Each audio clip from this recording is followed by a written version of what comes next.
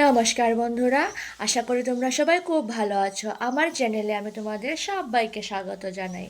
তোমরা আমাকে কমেন্ট করে বলেছিলে যে আমার বাড়িতে কিভাবে গরুর দুধ দুইয়ে সেই দুধ থেকে দই, ঘি এইসব তৈরি করা হয়, সেটাই তোমাদের সাথে যেন আমি শেয়ার করি।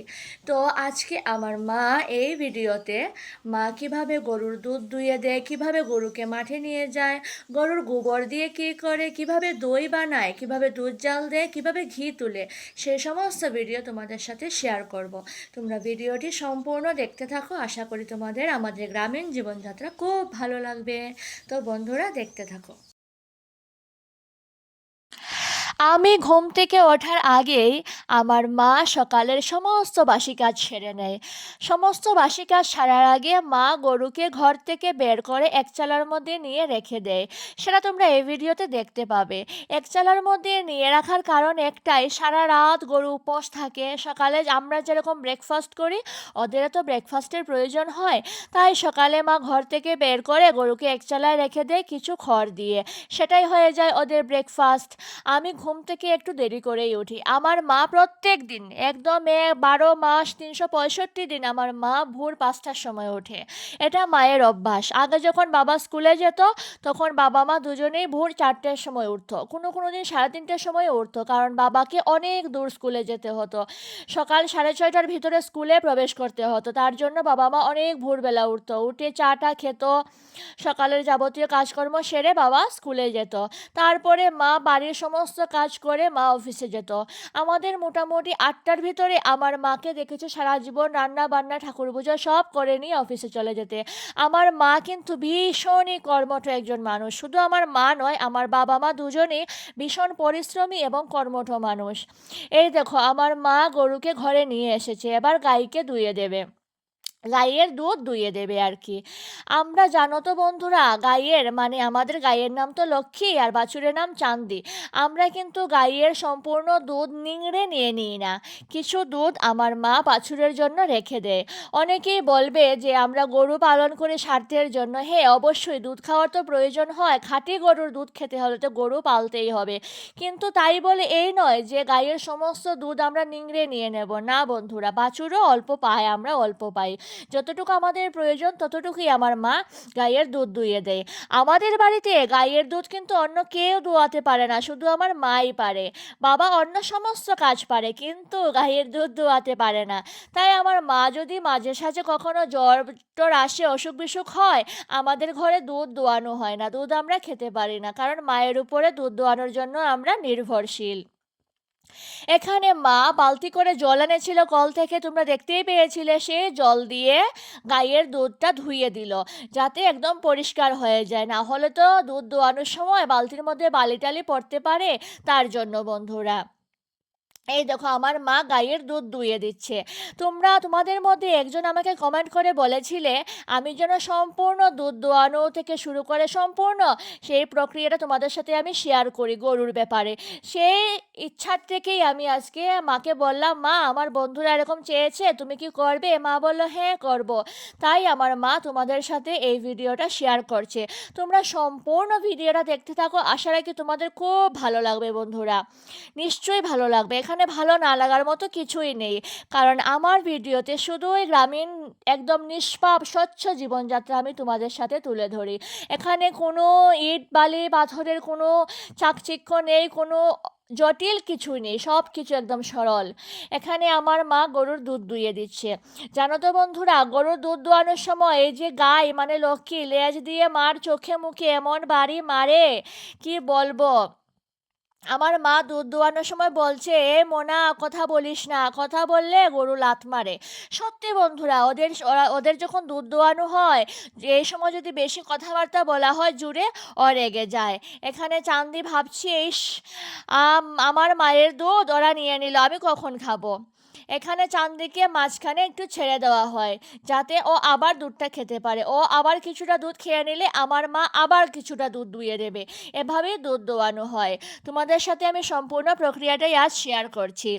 তো বন্ধুরা, তোমরা কি জানো আমি একজন গ্রামের মানুষ। গ্রামের মানুষ হয়ে আমি ভীষণ গর্বিত। আমার কোনো দুঃখ নেই আমি যে গ্রামের মানুষ, কারণ আমার গ্রামটা বড্ড সুন্দর, আমার বাড়িটাও বড্ড সুন্দর, আমার জীবনযাত্রা খুবই সুন্দর। আমার মা এখানে গাইয়ের দুধ দুইয়ে চলে এসেছে। খুব বেশি দুধ আমরা পাই না বন্ধুরা, আমাদের খাবার মতো যতটুকু দুধ ততটুকুই আমরা পাই। হ্যাঁ, এতেই আমাদের চলে যায়, কোনো অসুবিধা হয় না। এখানে আমার মা দুধ দুয়ে এসে তারপর বালতির নিচটা একটু অন্য বালতিতে ধুয়ে নিচ্ছে, যাতে কোনো বালি টালি না থাকে। এভাবেই মা প্রত্যেক দিন দুধ দোয়ায়। আগে যখন মা অফিসে যেত তখন এত সকালে দুধ দোয়াতে হতো। 8টার সময় তো আমার মাকে বাড়ি থেকে বেরোতে হতো, যেহেতু অনেক দূরে যেত। তার জন্য 10টার মধ্যে অফিসে জয়েন করতে হতো, তার জন্য অনেক ভোরবেলা উঠে মা সমস্ত করে নিত। গাই, তারপরে ধানের ক্ষেত, সবজি ক্ষেত। আমার মা বাবা যখন চাকরি করতো তখনও করতো। আমার মা বাবা দুজনেই ভীষণ পরিশ্রমী। যখন আমাদের মাটির ঘর ছিল বন্ধুরা, কি বলবো, তখনও আমাদের বাড়িটা একদম আমার মা বাবা পায়ে পরিষ্কার করে রাখতো। একটা সুইচ পড়লেও এটা খুঁজে পাওয়া যেত, এতটা পায়ে পরিষ্কার করে রাখতো। ওরা দুজনে এতটাই পরিশ্রমী। আমার মা দুধ দুইয়ে দুধের বালতি ঘরে রেখে এসে এখন চাঁদি এবং ওর মাকে নিয়ে যাচ্ছে মাঠে। মানে ওরা তো খেতে হবে না, ওরা তো উপোস থাকতে পারবে না, তার জন্য ওদেরকে মাঠে নিয়ে যাচ্ছে। মাঠে নিয়ে গিয়ে ওরা ঘাস খাবে। এই যে মাঠটা দেখতে পাচ্ছ, এই মাঠটা আমাদের নিজেদের মাঠ, তাই আমাদের গরু চাঁদি এবং ওর মায়ের খেতে কোনো অসুবিধা হয় না। ওহো, মা মাঠে নিয়ে যাচ্ছে না, মাঠে তো বাবা নিয়ে যাবে। মা এখন এখানেই রেখে দিচ্ছে। এখানে যে কিছু ঘাস আছে, পাতা আছে, ওরা সেগুলিই খাবে, এবং বাবা পরে চাঁদি এবং ওর মাকে মাঠে নিয়ে যাবে। তোমাদের সাথে আমি মাঠটা অবশ্যই শেয়ার করছি বন্ধুরা। ধন ধান্যে পুষ্পে ভরা আমাদের এই বসুন্ধরা। এই গানটা তোমরা নিশ্চয়ই শুনেছ বন্ধুরা সবাই। আমার বাড়ির পরিবেশও ঠিক সেরকম বন্ধুরা, খুবই সুন্দর, একদম সবুজে সবুজে মন চোখ সবই জুড়িয়ে যায় বন্ধুরা। আমি আর আমার বোন তো সারাদিন এখানেই পড়ে থাকি, আমাদের এতটাই ভালো লাগে বন্ধুরা। সত্যি বলছি বন্ধুরা, বাড়িয়ে বলছি না। ভিডিওতে তোমরা কেমন দেখছো আমি জানি না, সামনাসামনি যদি কোনোদিন আমার বাড়িতে তোমরা আসো, তোমাদের চোখ মন সব কিছু একদম জুড়িয়ে যাবে। আর এখানে চাঁদি মনের সুখে ওর মায়ের দুধ খেয়েই যাচ্ছে। আর আমি চলে এসেছি বাড়িতে। এখানে আমার মা গরুকে ওই যে দেখেছো বাড়ির পেছনে রেখে দিয়ে এসছে, বাবা পরে মাঠে নিয়ে যাবে, ওইখানে রেখে দিয়ে এসে আমার মা এখানে গরু ঘর ঝাড় দিয়ে নিচ্ছে। এখানে গরু মানে গাই এবং বাছুর শি দিয়েছে, শি দেওয়ার ফলে গরু ঘরটা ভিজে গিয়েছে, তাই মা ঝাড়ু দিয়ে একদম ওটাকে ওই বাইরে বের করে দিচ্ছে। বাইরে বের করার পর আমার মা কী করছে সেটা তোমরা দেখতে থাকো বন্ধুরা। এতটাই পায়ে পরিষ্কার আমার মা, গরু ঘরেও একটা সুইচ পড়লে খুঁজে পাওয়া যাবে। কি বলবো তোমাদেরকে, আমার মা বাবা বলে আমি বাড়িয়ে বলছি না বন্ধুরা, যারা আমাদেরকে চেনে তারা জানে যে আমাদের যখন মাটির ঘর ছিল, একদম সব কিছু অন্যরকম ছিল, তখনও আমার মা বাবা ভীষণই পায়ে পরিষ্কার ছিল। এখানে আমার মা গোবরের গামলার মধ্যে গোবরগুলো তুলে নিচ্ছে। গোবর তুলে নিয়ে সেগুলি গাছের গোড়ায় দিয়ে দেবে বন্ধুরা। তোমরা দেখতে থাকো। তোমরা তো চেয়েছিলে আমি এরকম একটা ব্লগ তোমাদের সাথে শেয়ার করি। আশা রাখি যারা অনেক দূরে থাকে, টাউনে থাকে, শহরে থাকে বা বিদেশে থাকে, তারা আমার ভিডিওটি দেখে তাদের ছেলে মেয়েদের শেখাতে পারবে যে গরু ঘর কেমন হয়, গরুকে দুধ দোয়ানো কিভাবে হয়, কিভাবে গোবর সার ব্যবহার করা হয়। হ্যাঁ বন্ধুরা, অনেকে গোবরকে ঘেন্না করে, কিন্তু গোবরকে ঘেন্না করার মতো কিছুই নেই। আমাদের গ্রামের মানুষের কাছে গোবর কিন্তু অনেক পবিত্র একটা জিনিস। গোবরকে যখন আমরা হাত দিয়ে ধরি আমাদের মনে কোনো ঘৃণা কাজ করে না, কারণ গোবর ছাড়া কিন্তু কোনো পুজো পার্বণ কিছুই হয় না বন্ধুরা। গোবরের অনেক গুণাগুণ আছে বন্ধুরা। এই গোবরের জন্যই আমাদের গ্রামের ওদিকে বাড়িঘরে সব শাকসবজি আমরা একদম নির্ভেজাল পেয়ে থাকি। কোনো রাসায়নিক সার আমরা ব্যবহার করি না তো। রাসায়নিক সার ব্যবহার করা মানেই তো লস, শরীরের ক্ষতি, একদম নার্ভের ক্ষতি, সম্পূর্ণ একদম অস্বাস্থ্যকর খাবার রাসায়নিক সার ব্যবহার করে কোনো কিছু খাওয়া।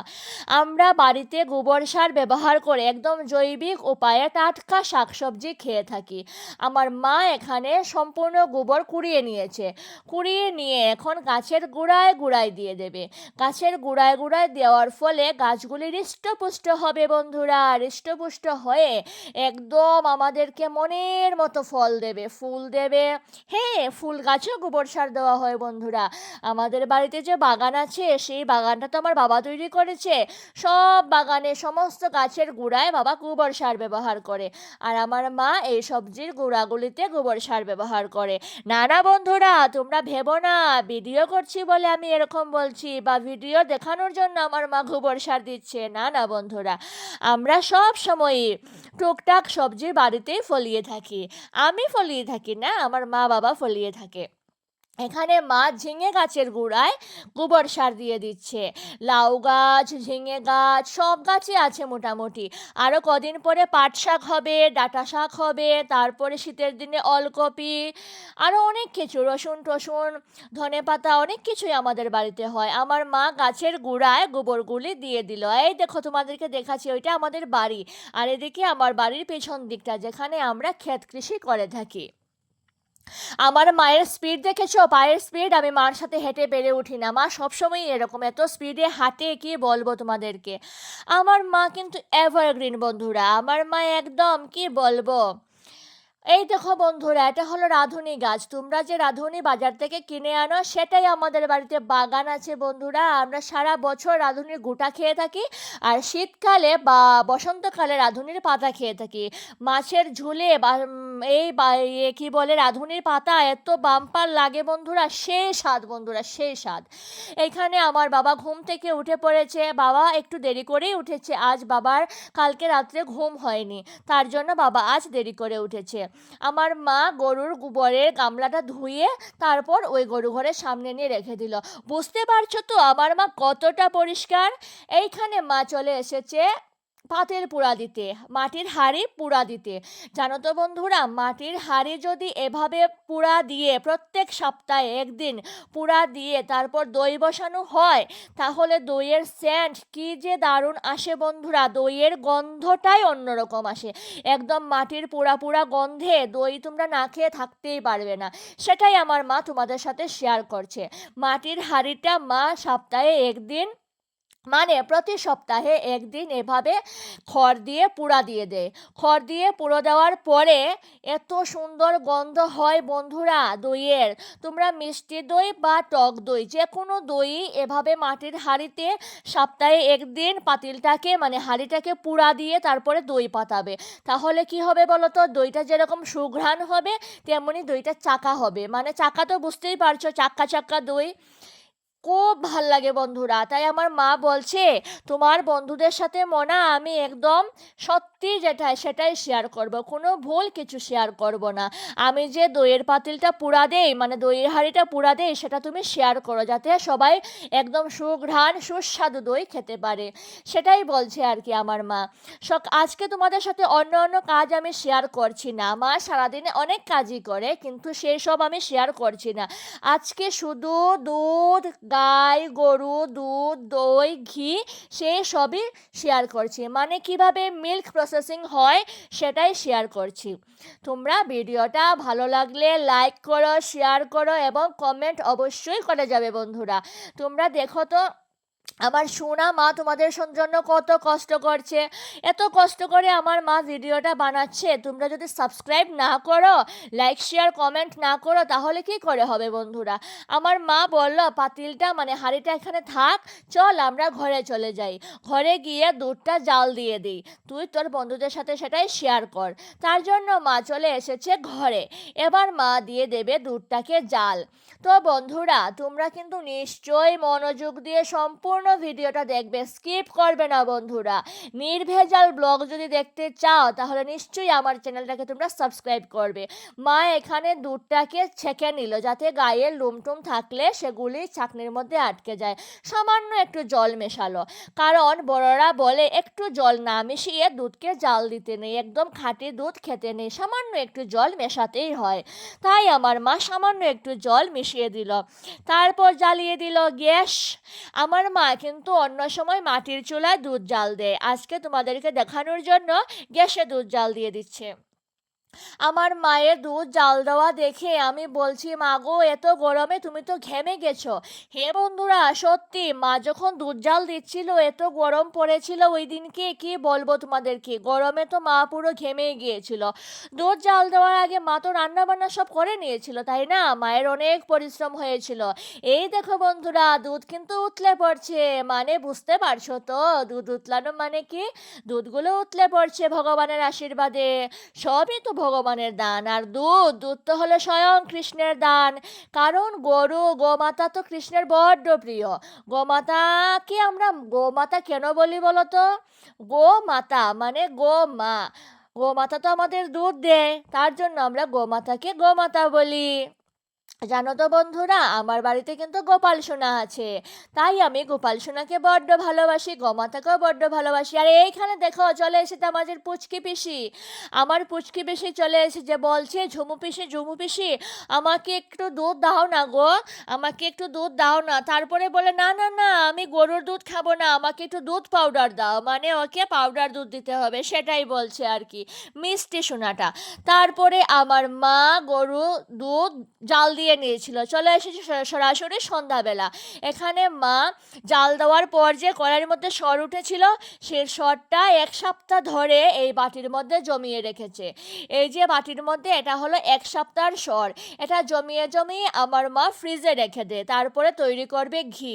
সেটাই তোমাদের সাথে শেয়ার করছি। আগে তো দুধ জাল দিয়েছিল, আর এখন দুধ জাল দেওয়ার পরে উপরে যে সরটা ভাসে, সেই সরটা ওই বাটির মধ্যে নিয়ে ফ্রিজে রেখে দেবে। আর এখানে যে ওই যে মাটির হাঁড়িটা পুড়িয়েছিল না খড় দিয়ে, সেই পুরা হাঁড়িতে দুধগুলো দিয়ে দিচ্ছে, যাতে দইটা ভালোভাবে হয়ে যায়। দই হওয়ার পরও আমি তোমাদের সাথে নিশ্চয়ই শেয়ার করব বন্ধুরা। এখানে সেই মাটির হাঁড়িটার মধ্যে মা দুধগুলো ঢেলে নিল, যাতে দই হয়ে যায়।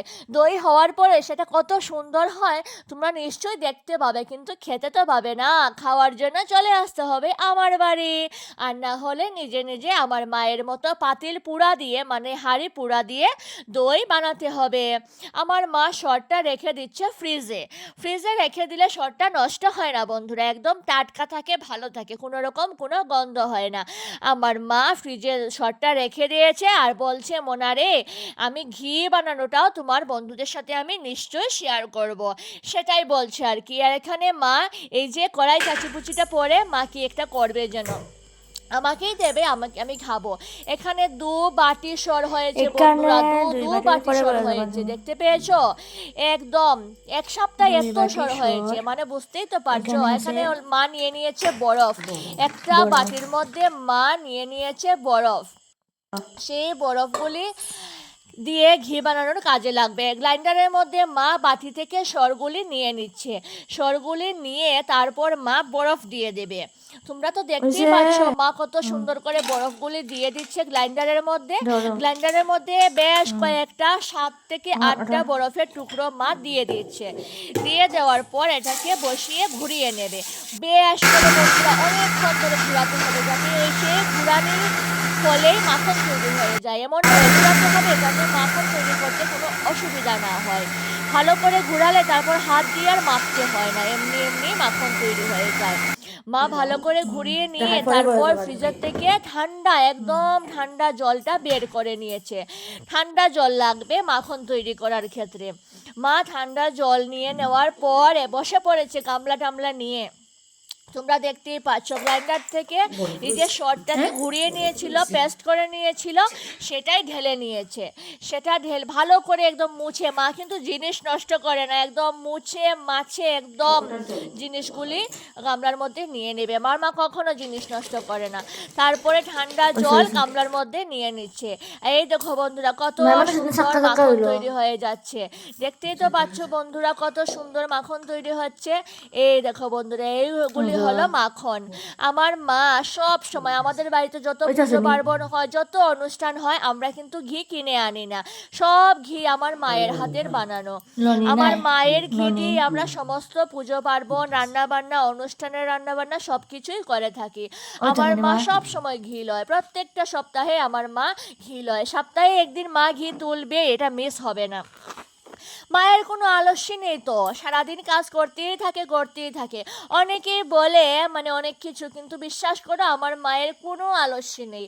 আমার মা এত কর্মঠ একটা মানুষ, আমি দেখে তো মা মানে পুরো অবাক হয়ে যায়, আমার মা কিভাবে এত কাজ করতে পারে।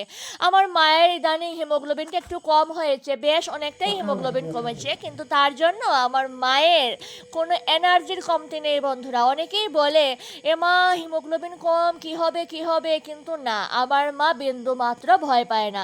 মা ভরসা করে ভগবানের উপর, ভগবান যা করবে তা ভালোর জন্যই করবে। আর আমার মায়ের শরীরে যেরকম এনার্জি, মনেও তেমন এনার্জি। হিমোগ্লোবিন করে আমার মাকে কিছুই করতে পারবে না, কোনো দমাতে পারবে না। এই দেখো মাখন মা তুলে নিয়েছে কড়াইয়ের মধ্যে, তারপরে গ্যাসটা জ্বালিয়ে নিয়েছে। প্রথমে কিন্তু গ্যাসটা থাকবে ফুল ফ্লেমে, একদম হাই ফ্লেমে, বুঝতে পারছো বন্ধুরা? প্রথমে গ্যাসটা হাই ফ্লেমে থাকবে।